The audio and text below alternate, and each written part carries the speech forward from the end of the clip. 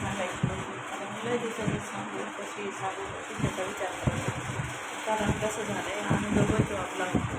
Job तर आता सध्या पण जॉब करत असल्यामुळे 2 मुलं आहेत मला घरी होते.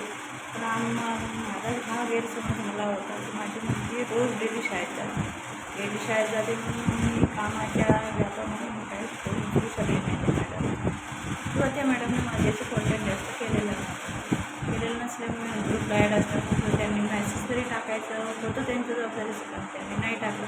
माझी मुलगी 15 दिवस शाळेत गेली नसल्यामुळे माझ्या काही असं म्हणत आलं, कारण मी घरून तयारी करून द्यायची. मी 7ला येते म्हणून मला काही माहिती नाही पडलं. मी जशी 2-4 दिवस माझी तब्येत चांगली नसल्यामुळे मी घरी राहिली. मग ती गेली. मला अचानक फोन आला, तिच्या टीचरचा फोन आला. तर मग विचारत पडले 15 दिवस मुलगी शाळेत का नाही गेली. मला इथं ड्युटीवर गेली.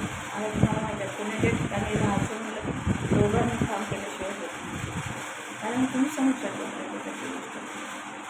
तर 15 दिवस ती गेली नसल्यामुळे मला फोन आला म्हणून बघितलं. मी त्या दिवशी एवढी घाबरली होती, अशी वेळ कोणावर येऊ नये म्हणून हे व्हिडिओ तुम्हाला मी पाठवला. तर तुम्ही बघा, तुम्हाला आवडला तर शेअर करा, सबस्क्राईब करा, लाईक करा. तर माझी मुलगी सापडत म्हणजे मी, कारण तुम्ही आयचं एक म्हणून काय असेल ते समजू शकता.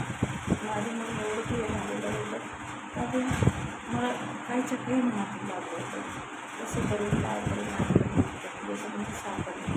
पण तिच्या पप्पांनी मारलं तिला, कारण लेकरांना बुद्धी बी असली पाहिजे. आईवडील आपले आईवडील करतात का, मग कशासाठी करत आहे. अशी वेळ तुमच्या लेकराची चौकशी करत जा. शाळेत गेली आहे नाही गेली आहे, तुम्ही जॉबही करत असले तरी 15 दिवसातून महिन्यात कॉन्टॅक्टमध्ये राहा. अशी वेळ कुणावर येऊ नये, एवढंच माझं म्हणणं आहे. तुम्हाला माझा ब्लॉग आवडला असेल शेअर करा, सबस्क्राईब करा.